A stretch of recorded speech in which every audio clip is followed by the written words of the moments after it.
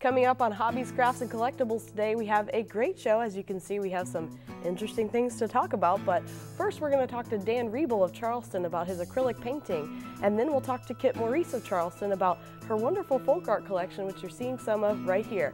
That's all coming up next on Hobbies, Crafts, and Collectibles, so stay tuned.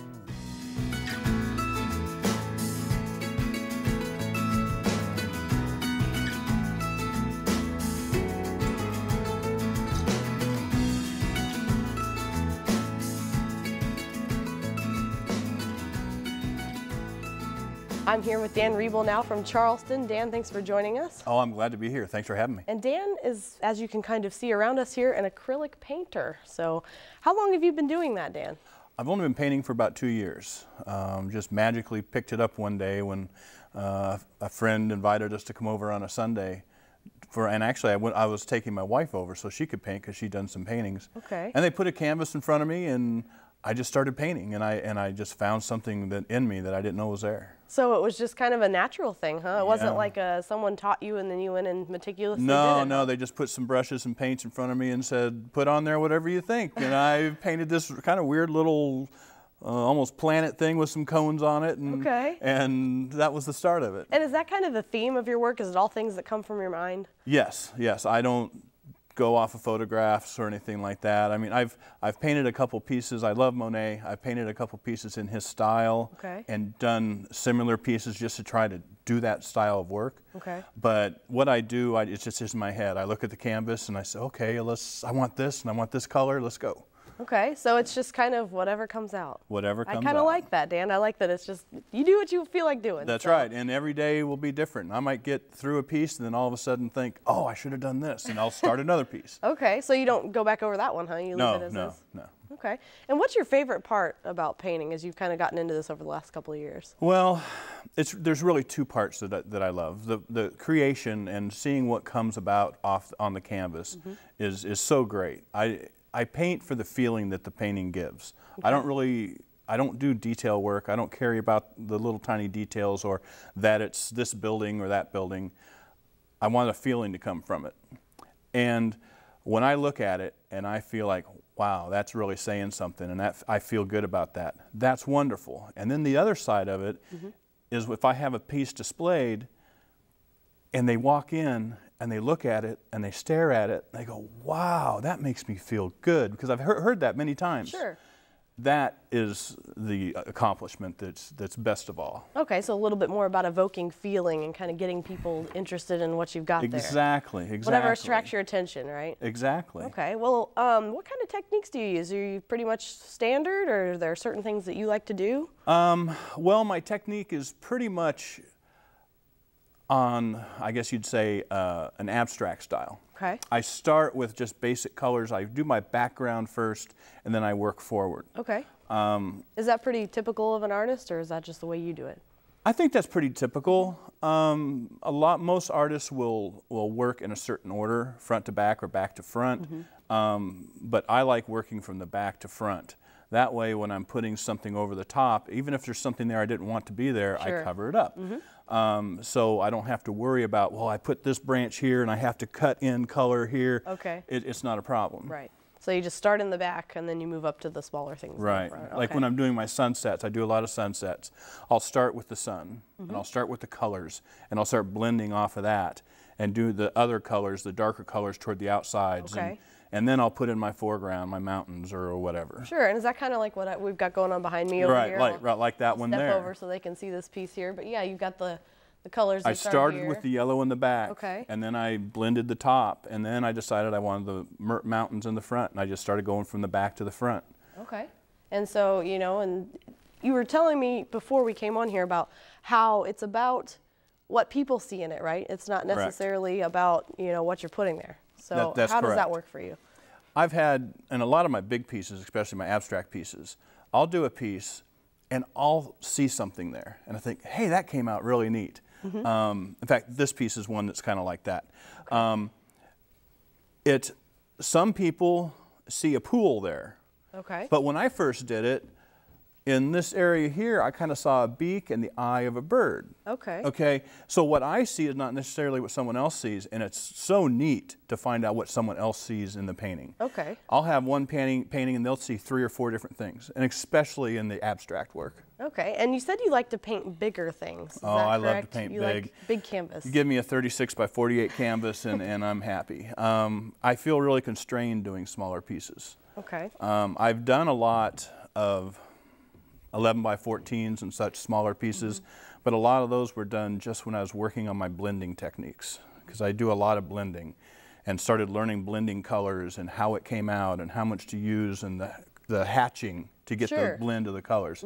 So I've probably got 20 11 by 14s of just color blends. Okay. And I've thought about putting those up on like a 3 by 3 display of just colors and yeah. So, but so most of my pieces are big though. I love working big. Yeah. So do you display a lot of this art at your house? I mean, do you paint your own art at your house? I think we've got one piece up right now. Just one. My wife would be happy with more. I know she would. But it seems like when I put one up and then I want to take it somewhere else, I display a lot of stuff at the coffee shop. And whenever we don't have artists for the shop, I'll put all my stuff up. You know, so it's handy having the art around. So you display it at your business. That works too. Yeah. Why not? I mean, it makes it easy. But at home, we've changed the one piece a couple times, but that's about it. Just the one piece. It's funny, you know, how a lot of people say that, you know, oh yeah, I do all this great stuff. Well, do you put it out at your house? Oh, maybe 1 or 2 things. And that's all right, you know, I mean, but it's a lot. You do a lot of different kinds of work. So you could have, I guess, potentially a lot of different displays at your house sometime. You could, yeah. And so when you were doing this technique-wise, you're obviously self-taught. Have you been training with anybody or just kind of learning as you go? Kurt Starkey, the house that I talked about, we went on Sundays. And we still do that. And every Sunday, a group of us will get together, and some will do jewelry, some will do painting. He's helped me in some areas. You know, when I'd get done with the piece, he would kind of point out, well, if you did this or this shadow or whatever, which has helped. But there hasn't been any in-depth training or anything like that. Just more. Even like Dave Hunter, another friend of mine who's a great artist, will say, "Hey, well, what if you did this?" He always wants me to put eyeballs in the paintings, you know. But I don't Dave, go there. Yes. But so nothing formal. But yeah, I've had some people around me to kind of give some ideas. So My wife is always there. Kind of a constructive group effort. Oh, and your wife, I'm sure she enjoys seeing. Oh, she does, and she'll tell me if she thinks something is wonderful. Or if it's okay, and her taste is different than mine to a certain extent. Well, and isn't that the thing about art? You know, everybody's taste is kind of different. It seems like you said, people see different things in different paintings, so maybe the taste is different too. So. Definitely. And let's talk a little bit about some of these other pieces that you have here. Like, let's talk about this one here in the middle of the table. This was a real departure for me because it's not my classic abstract piece or my bright colors, but I've seen some of the art that have been done by the masters, and I loved the turquoises and the light colors, but still having a lot of energy to them. So I thought I'd give it a try, and I put a couple characters in there, and I kind of blended them out. Because I'm a Monet fan, which this isn't necessarily Monet style, but as he lost his vision, a lot of the pieces became less clear. So there's a little inspiration of that. Right. So I did that, and I really enjoy doing pieces like that. I'm going to do more. This is a relatively recent piece. So. It's a little bit more detailed than you do normally. Yes, actually, like all the flowers across the front took as long to do as the rest of the painting, pretty much. So this was a departure, but you know, that's part of art, I think, sometimes, is trying new things. So, and then we have this one here, if you want to hand that one to me. This is one of my favorite. This is a recent piece. This brings in quite a few different things that I do. I have this, of course, the sunsets and the colors, the bright colors I love, and I've worked a lot on reflections in the water, which is all there. But a theme that I've really picked up a lot is the trees. I do a lot of foreground trees, and you notice that the branches are even connecting to each other to where the energy of the tree is connected. And it's just like nature. Everything is connected to each other.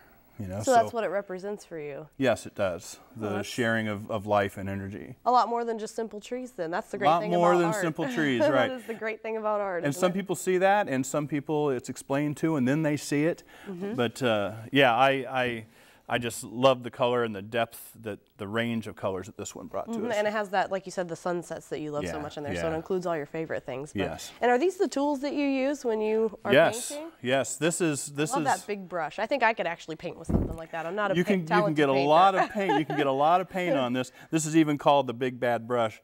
For those big pieces, I can really soak in a lot of paint, and I can keep it wet, and I can work fast. Okay. Because for blending on those big pieces, you got to keep that paint wet, so you're working from tone to tone. And you said you like to work fast anyway, right? I love to work fast. Yeah.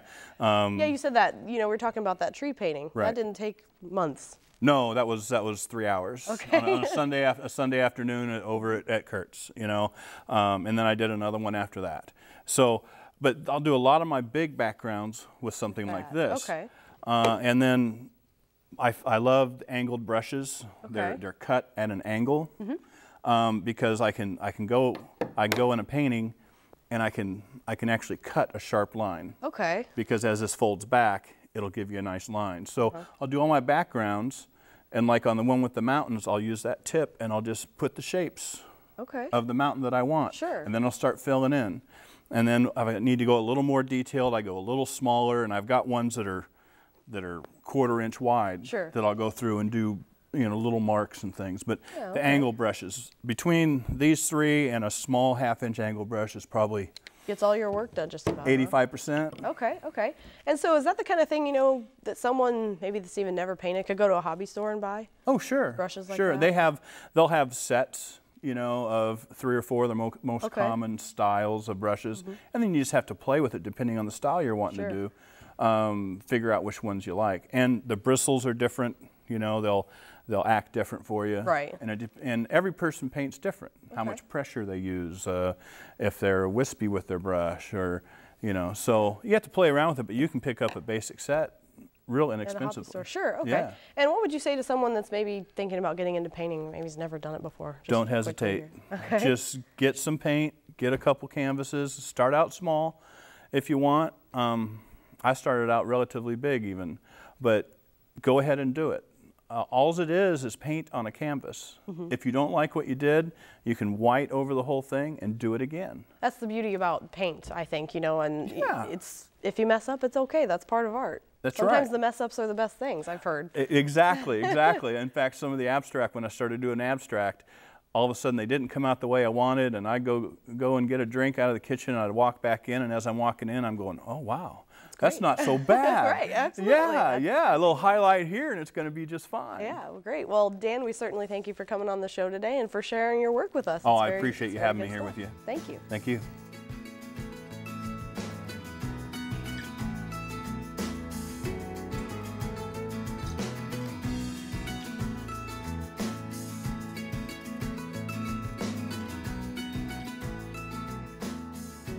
And I'm here with Kit Maurice from Charleston. Kit, thanks for joining us today. You're welcome. Kit has a folk art collection, and you know, a lot of artists, you're an artist yourself, also collect art. So can you tell me what inspired you to start collecting folk art?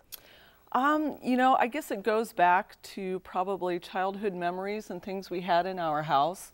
My mother was a big collector of antiques, as was her mother. Okay. And so I grew up with a lot of these kind of southern country antiques and an appreciation of that. And then one of the pieces that I brought, which is kind of a touch piece for my collection, is this basket that my grandmother actually collected in the 19-teens. Oh, okay. And it's an Akimel O'odham, or formerly known as the Pima people, who live in Arizona, a Native American group there.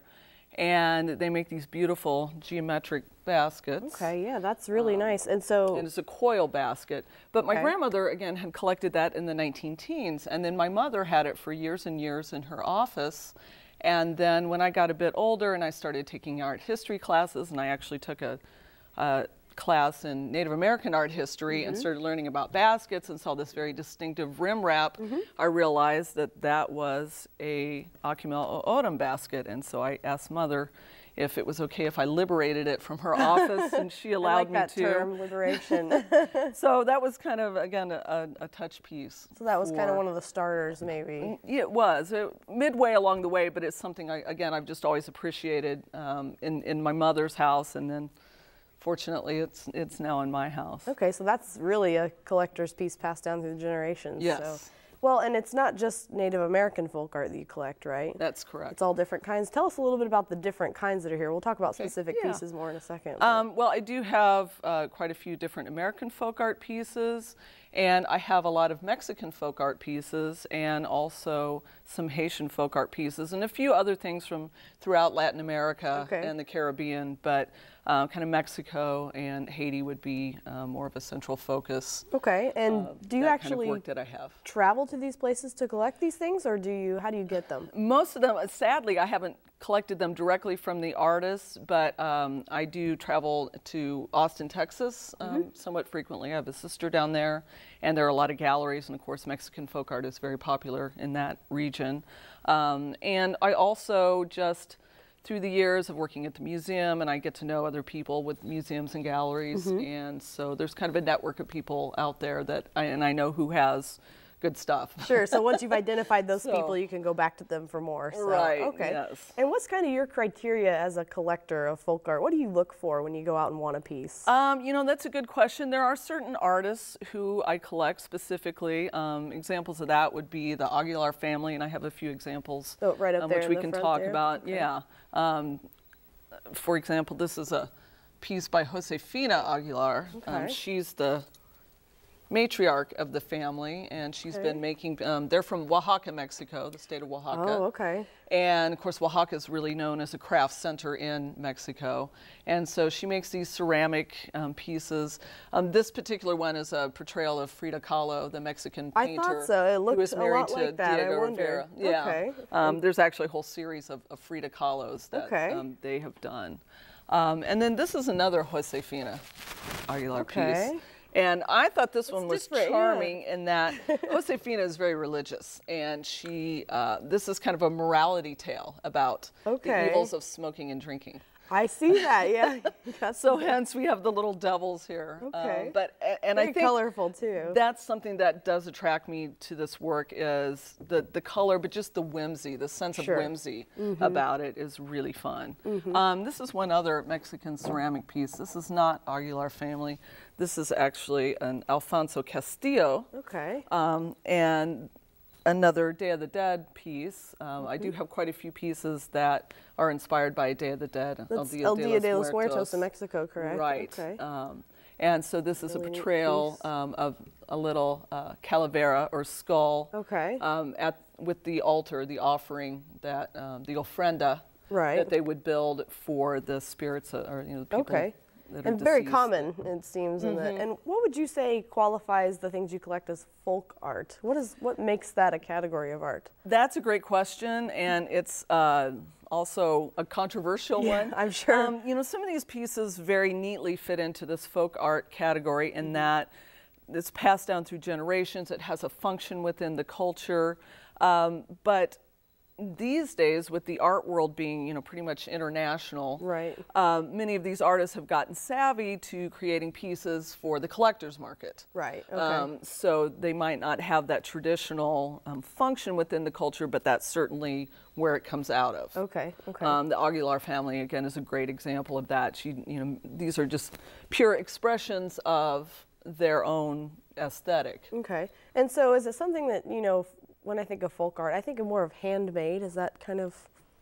These are all handmade, so that is one distinction here. Nothing here is mass produced. With that said, there are some forms where there's a whole atelier or family of artists that will work together. Oaxacan wood carving, that's an example. That is the lobster piece here. That's a Blas family piece. And these wood carvings grew out of a tradition of carving wooden masks, which did have a ceremonial function within the culture. But then the carvers were so good at carving masks that outsiders started noticing their carving. And they started creating more sculptural pieces, such as what you were just holding up. So it kind of evolves just like, the market not only evolves, but so do the artists. Yes. What about this piece here? I find this very interesting. Now, I really like how it looks. This could be a much more traditional piece. This is a tigre mask from the village of Zitlala in Guerrero, Mexico. And they have a very specific style of tigre mask in this village. That's how we're able to identify this. This probably dates from circa 1960. And this is used in a ceremonial dance. That was and one this of my leather next form questions, with the boar's bristles is, again, a very typical of that specific region. And so this is a good example of a piece that is, you know, it's still connected to its function, its ceremonial function. Yeah, it actually is embedded in tradition. And do you see a lot of that? You know, is that a lot where folk art seems to come from, is embedded in traditions? Yes, yeah, that's a good way to put it. And, you know, again, there are many definitions that kind of float around out there. Oftentimes, folk artists don't have formal training in art, as in academic training, Art Institute of Chicago, something like that. But that doesn't mean they don't have training in art. Of course, they're learning from other generations, or maybe it's a master-apprentice kind of relationship. But then there are pieces that kind of stray from that, and they're a singular vision of a singular artist, and they have absolutely no association with a certain function. And I do have some of that. I actually brought things that are kind of in between, though. Okay, sure. Well, yeah, you know, I mean, I'm sure as a collector, though, you see a lot of different things across the spectrum. But let's talk about this beautiful, shiny piece right here. That's kind of where I was going with that, actually. This is called a drapeau vaudou. And what that means is voodoo flag. I'm using vaudou, that word, that's the Creole spelling and pronunciation for Haitian voodoo. And these flags were initially ceremonial flags that were used at the start of a ceremony, and each flag would depict a specific spirit or loa. In this case, Dambala is the serpent spirit, and he's also a creator spirit. He's a really important spirit within the Vodou religion. And this is all hand sequined, and there's beads on here. And it's a canvas backing, and then they sew on sequins, and then to attach each sequin, there is a little glass bead. So that's why it refracts the light so much. It attracts your attention right off the bat. That's the first thing. The early ones were like that, but typically not fully beaded and sequined. In the 1960s, the first generation of flag artists who were using these, again, in a ceremony, in a temple, started teaching a younger generation about this, and also at the same time it was being noticed outside of Haiti. And so that encouraged artists, again, starting about the 60s, 70s, to start making art flags. So this no longer has that specific ceremonial function, although the subject matter still is. This is by Petit Frère Maugeroux, and this one dates to probably the 1990s. One of the really important first-generation artists is Yves Telemaque. And that is his drapeau vaudou. Claire Messine, or Saint Clair, is who's being portrayed there. And Telemaque was also the first one to start signing his flags. So again, first generation of the flag makers. Maugeroux is actually second generation. But we're now in the third generation of Haitian art flag makers. That's very interesting. You know, that's a good perspective on it, that it's not, you know, the oldest craft, but it is something. And it's not static. I mean, none of these are static. They continue to evolve and change and adapt. And what about this? I think this is fascinating as well. It gets your attention, that's for sure, you know. You know, I brought that one because that was my first Haitian carnival mask. Of course, Carnival is, you know, like Mardi Gras, the pre-Lenten ceremony. In the village of Jacmel, which is also a big handicraft center in Haiti, they have several of these mask makers that make them specifically for Carnival at Jacmel. This particular piece is made by an artist named Georges Marchal, and he specializes in animal forms. And I have another one by him that's this fantastic lion with this huge long mane. I brought that one because that was the first one. And so that kind of started me in that direction. And that's kind of one of the collecting. More functional pieces in ceremonies. So that actually would have been worn during Carnival. Great. And you know, there's just so many. You know, you said you collect a lot of these. There's so many possibilities with that, it seems like. So is that something, you know, you think you'll continue to get more of, or are you kind of done? You know, These are large, as you notice. Right, yes. And I have, I think I have about 5 or 6 now, and unless I have a bigger place, I'm probably not going to do a whole lot more of that particular category. All right. Well, Kit, thanks for coming today. We're out of time. We appreciate you sharing your folk art collection with us. But that went fast. Yeah, it does. Well, thank you very much for coming. You're welcome.